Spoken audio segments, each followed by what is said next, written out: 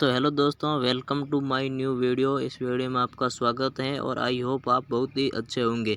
तो आज के इस वीडियो में मैं आपको महाराणा प्रताप के घोड़ा जो चेतक था उसके बारे में हम बताने वाले हैं। चेतक महाराणा प्रताप को किस तरह से मिला और वह किस तरह का बहादुरियों का सामना किया और किस तरह वो बहादुरी दिखाते हुए युद्ध में वो विजय हुआ, इसके बारे में। तो चलिए वीडियो के और हम चलते हैं एनिमेशन की। कहते हैं इतिहास के पन्नों में नाम उन्हीं का लिखा जाता है जो कुछ ऐसा कर जाते हैं जो बहुत कम लोग कर पाते हैं, लेकिन कुछ लोग ऐसे भी होते हैं जो सिर्फ नाम नहीं एक मिसाल बन जाते हैं। उनके जैसा फिर कोई कभी नहीं होता और उनका नाम इतिहास में हमेशा के लिए अमर हो जाता है। ऐसे ही एक साथी की कहानी है जो न केवल वीरता का प्रतीक था बल्कि अपनी वफादारी और साहस के लिए मशहूर हुआ। यह साथी इंसान नहीं बल्कि महाराणा प्रताप का अद्वितीय घोड़ा चेतक था। यूं तो कह सकते हैं कि चेतक महज एक घोड़ा था, लेकिन ऐसा कहना उसकी वीरता के साथ अन्याय होगा। चेतक ने वह कर दिखाया जो आज भी इतिहास के पन्नों में सुनहरे अक्षरों में लिखा गया है। यही कारण है कि श्याम नारायण पांडेय जैसे महान कवि ने भी उसकी तारीफ में ये पंक्तियां लिखी हैं। रण बीच चौकड़ी भर भर कर चेतक बन गया निराला था, राणा प्रताप के घोड़े से पड़ गया हवा का पाला था। वो आगे लिखते हैं कि आगे नदियां पड़ी अपार, घोड़ा कैसे उतरे पार, राणा ने सोचा इस पार, तब तक चेतक था उस पार। चलिए आज के इस वीडियो में महाराणा के इस वफादार घोड़े के बारे में स्टार्टिंग से जानते हैं। तो कहानी शुरू होती है जब गुजरात की तपती धूप में रेगिस्तानी मैदानों से एक घोड़ा व्यापारी महाराणा प्रताप के दरबार में आया। उसके पास 3 अनोखी काठियावाड़ी नस्ल के घोड़े थे जिसका नाम वो चेतक,